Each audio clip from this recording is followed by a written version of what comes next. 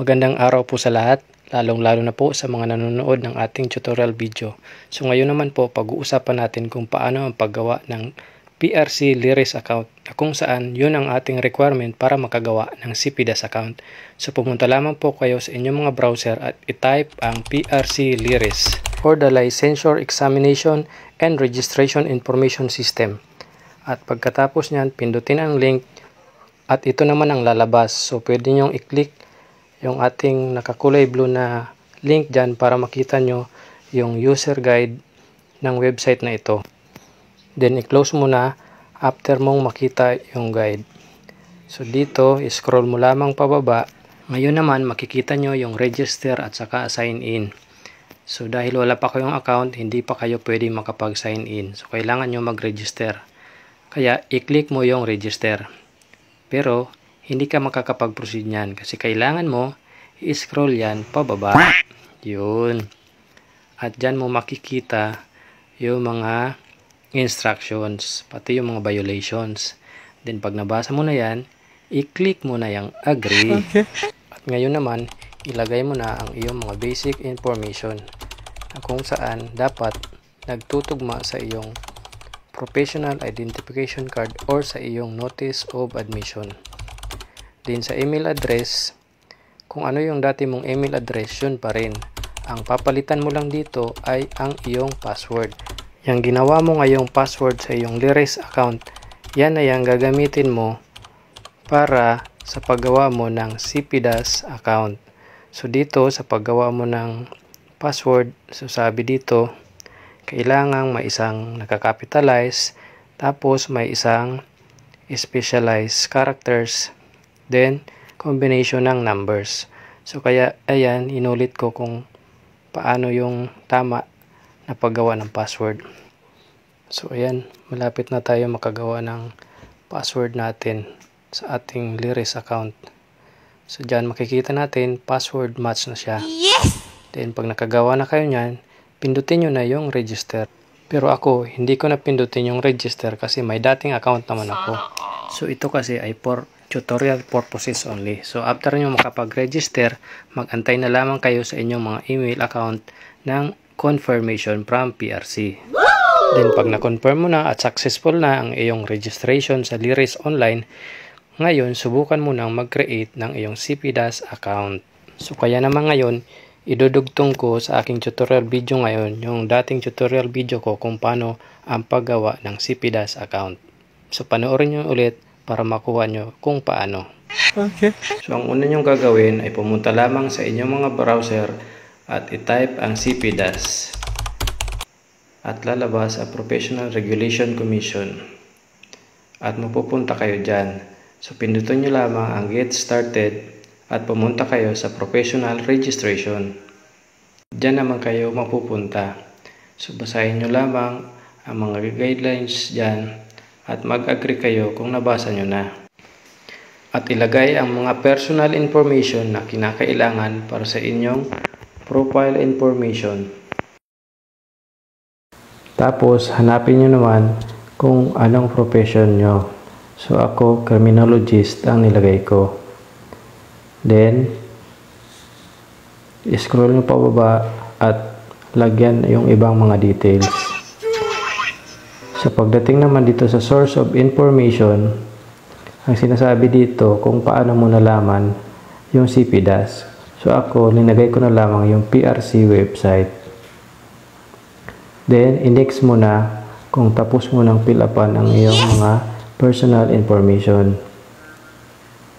Tapos, ilagay mo na yung inyong email na ginawa doon sa Lyris account para makakreate na kayo ng CPDAS account. So dyan lalabas yung mga information na inilagay nyo kanina. So siguraduhin lamang na tama ang inyong mga information at kung okay na, i-next mo na para makakreate ka na ng iyong CPDAS account. So ako, hindi na ako proceed sa next kasi meron naman akong account. Then after that, subukan nyo na mag-login sa inyong mga newly created na CPDAS account. So dyan, makikita nyo na ang inyong dashboard. At ngayon naman, sagutin natin ang mga ilang katanungan ng ating mga viewers sa nakaraang tutorial video natin. Una, ilang CPD units ba ang kailangan para makapag-renew ng Professional Identification Card? So sa makikita nyo, sabi ng PRC, ito yung mga units or credit units na kinakailangan ng bawat profession. Katulad na lamang sa amin sa criminology, meron tayong 15, sa dentistry, meron 15, pero sa dental technologies, 9 lamang. So halos pare-parehas lamang yung mga credit units na kinakailangan natin para makapag-renew tayo ng Professional Identification Card. Ilang araw po ba bago mag-credit yung mga in-service training seminars na in-apply namin sa CPDAS? So doon sa huling tutorial video ko, sinabi ko doon na 28 days yung processing.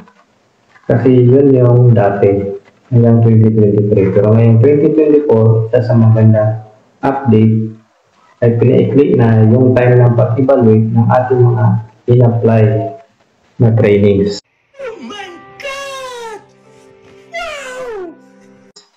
So pag self-directed, so 19 days na lang siya. So ito yung mga in-service trainings na nakuha natin kasi hindi natin pinadaan sa CPD program. So 19 days yung evaluation niya. So yung mga nag-undergo ng CPD program o bumasa ng CPD provider, 14 days lang yung processing period. I apply for CPD accreditation ang masteral degree. So the answer is yes. Kasi yung masteral degree or master's degree ay nasa formal learning. So pwede siya. So provided kailangan may supporting documents galing dun sa university o sa eskwelahan kung saan siya kumuha ng kanyang master's degree. Sunod naman, ano pa ba ang mga ways natin or other activities na pwede natin i-apply for CPD accreditation? So marami. So dito sa table, so yung role nyo as participant, kayo naman ay keynote speaker, or resource person, panelist, reactor, discussant, moderator, facilitator, poster presenter. So napakaraming mga ways para makakuha tayo ng credit units. So kukuha lang tayo ng mga certification natin. So paano naman kung first time mag-renew ng Professional Identification Card? So sabi dito, yung mga professionals na bago pa lamang at first time pa lamang mag-renew ng kanilang Professional Identification Card ay hindi muna makukover ng CPD requirement. So yan ang isa sa mga good news. Sa mga bagong license, professional, so libre pa po kayong magpa-renew ng inyong mga ID sa PRC kasi hindi pa kayo covered ng CPD requirement. As well as yung mga professional working overseas, kailangan lamang na mag-present ng valid certificate galing sa POAA na sila ay OFW. So, ano naman ang good news?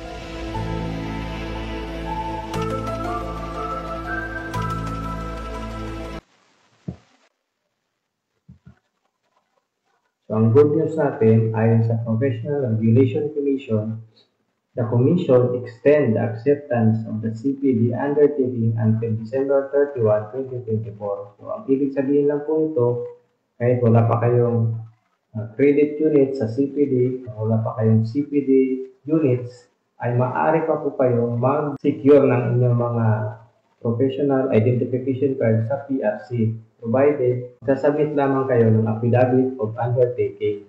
So, ito ay makukuha sa mga process ng PRC. So, yun ang ating magandang update.